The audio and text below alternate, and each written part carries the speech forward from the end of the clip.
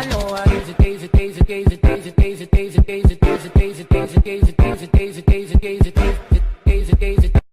had my curiosity, but now you have my attention.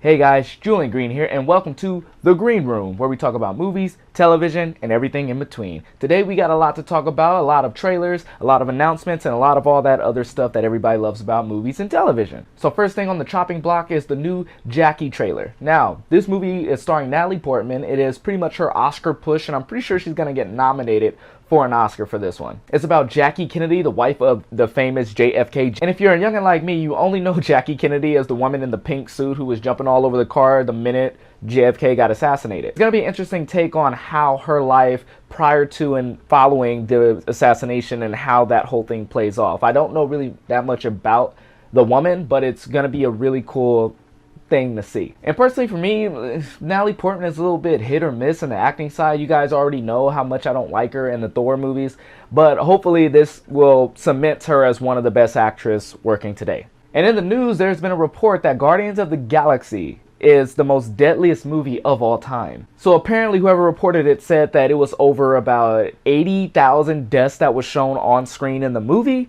and I don't really remember seeing 80,000 deaths. I mean, I think I've seen more deaths in movies like Kill Bill, Django Unchained, pretty much anything directed by Quentin Tarantino. I mean, yeah, if you want to count literally the paper clay people that they kept killing, do you really want to count that as a death? I mean, if that's the case, then we should count all the deaths in iRobot, because are they really people? Are they really deaths? Who knows, and who really cares? I think they're really getting wrapped up in semantics, so I really don't think it's the deadliest movie of all time, because I didn't really feel that anything that was in that movie was deadly. Well, there was that scene where we saw a whole bunch of ships blow up and the Dark Aster was crashing into everything, but I mean, come on, there's ships. People, I mean, you could attribute that to Independence Day. And is it good guys' deaths or bad guys' deaths? I'm really getting like, this whole thing is just technical, but I guess that's it. Deadliest movie of all time, Guardians of the Galaxy. Alright, we got a new trailer actually directed by Jordan Peele, the one half of the Key and Peele group. He's actually directing a horror film. And you know, when you first hear that Jordan Peele is directing a horror film, you automatically, your ears turn up to see what exactly are we talking about. You know, I watched the trailer and the trailer looks pretty damn good. Alright, so how can I explain this? Okay, it is a black man's worst nightmare. Alright, so the movie is about this black guy who's dating this white woman and he's about to meet her white family. How long has this been going on, this thing? Something that all black men who are dating white women can relate to, or something vice versa. We can relate to meeting the parents, but then meeting the parents of your girlfriend who is of a different race. That's nerve-wracking as it is. But what the trailer plays out is just something different and weird and very creepy. It's a movie about creepy white people all ganging up on this black guy, and the very few black people that are in it, they're either whitewashed or they've been messed with to the point where they're crazy too. So basically, this movie says, black people good, white people bad. I mean, like, I didn't know we can get away with making a movie this day and age like that. But if anybody can do it, I guess Jordan Peele can do it. This could have easily have like shifted over to a comedic movie, and they could have done it. But to make it a scary movie and to make it, that's just asking for controversy, and I can't wait to see what Twitter's gonna say about it. I mean, I could just imagine everybody right now just, oh, what are you trying to say? All white people are evil? Like, we're not that bad. And I'm just gonna just keep my personal opinions to myself. I'm just gonna chalk this up as a funny idea, and I'm gonna watch this movie regardless. But enough said, the movie looks good. I would definitely recommend checking out the trailer, and I'm gonna put everything that I talk about in the description box down below. Alright, so I've been walking around work, and I've been walking around home, I've been walking around my city, and everyone keeps walking up to me and asking me, hey Julian, did you see the new Pirates trailer? What did you think of it?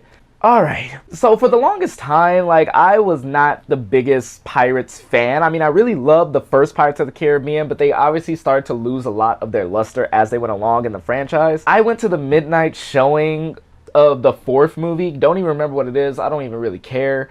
But there's nothing to care about. Like, it's the same thing. Jack Sparrow gets into some hijinks. There's this evil pirate who he has to fight or not fight or run away from, whatever. It's all the same. So we get the trailer and pretty much we see like these ghostly pirates come on board this Navy ship, and they have this prisoner, and they pretty much kill everybody on the ship, and they walk up to the prisoner and they say, hey, we're looking for Jack Sparrow. That is literally every single plot of all the Pirates of the Caribbean's movies. Now, I know I say that each franchise, like, there comes a point where they start to do the same thing, and I'm okay with that. Indiana Jones is a prime suspect. Star Wars is another suspect. But Pirates has just, it's not even like they're trying to perfect it. They're just reworking it and making it the same thing. There's even another ghost pirate. You did this in the first one. Oh my god, let's come up with something original. Okay, it helps that the pirate is being played by Javier Bardem, who played one of the most epic bad guys in any Bond film ever in Skyfall.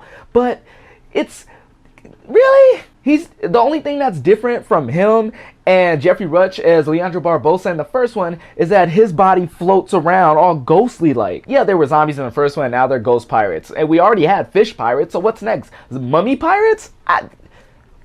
That's what I think about the Pirates movie. And you know, most movies I talk about that I'm excited that are coming out like years in advance, I talk about it with people and I say, hey, did you know this is coming out? Did you know that this is coming out? Not this one. I would actively avoid conversations talking about the release of Pirates 5. So when people came up to me and said, hey, did you know that Pirate 5 was coming out? Yes. Yes, I did. I wanted to forget it, and I still want to forget it, and I want it to be over. I want it to be out so I don't have to talk about it anymore. I'm sorry, let's continue. So on the Disney side of the news, the D23 just announced that Jon Favreau, with his success of the latest Jungle Book live action movie that came out, and you know, Disney is just knocking it out the park with all these live action retellings, and they're pretty much taking all their greatest movies, all the greatest hits, and doing a live action thing. I mean, because why not? I mean, they're making the money, so I'm not mad at them for doing it. If it's as good as Jungle Book and Pete's Dragon, then I'm down for it.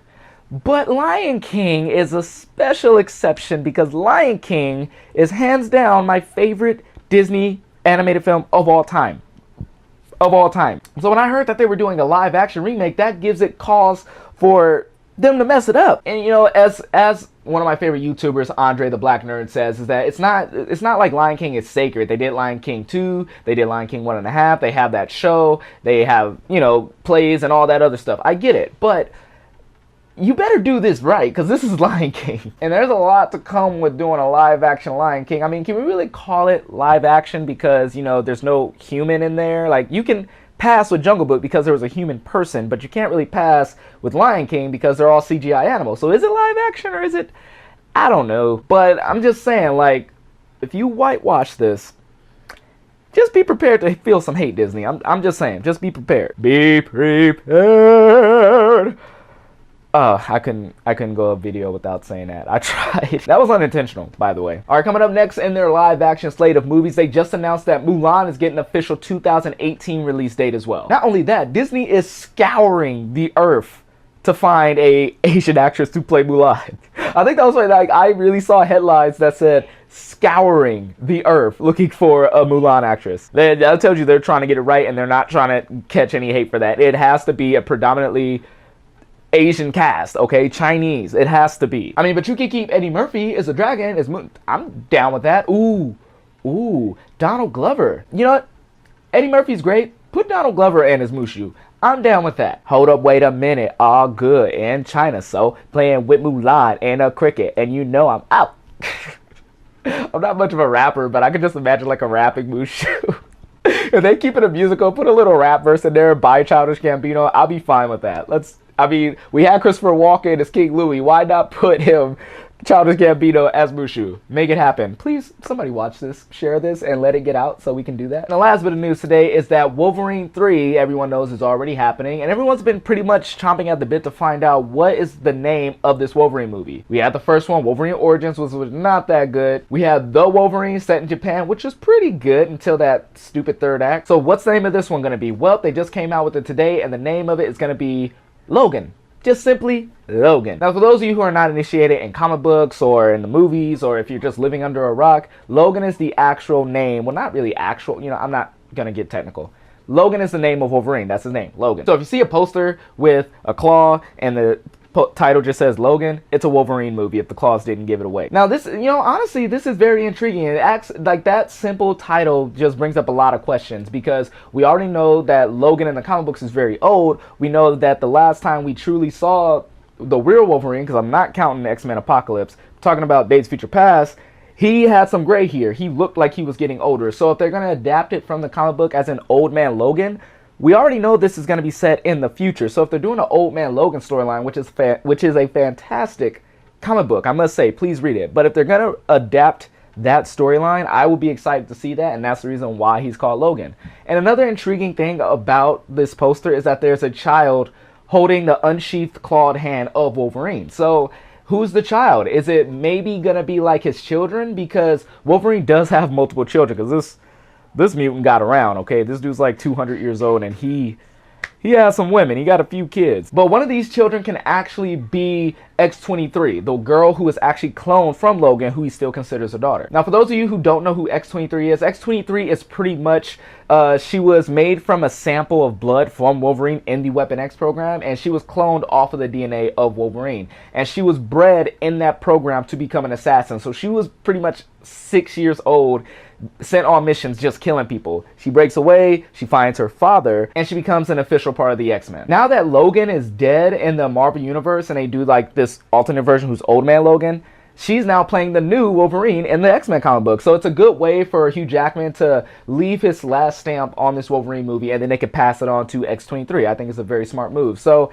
yeah, so that's the little hand in the poster that I was talking about. I went on a tangent, but when I get, you know me, when I get into this, I talk and talk. Alright guys, so that is it for my news. If you guys have anything else you want me to talk about, just make sure that you follow me on Twitter. I'll put that Twitter in the description down below as well. Make sure you follow me on all social media, and thank you again guys for watching my videos. Make sure you tell your friends about me, you subscribe, you like this, comment down below, let's start a conversation. If there's anything else you want me to talk about, like I said, just let me know. And remember, I'm a dude in his room talking to a camera. I love you, and I'm out.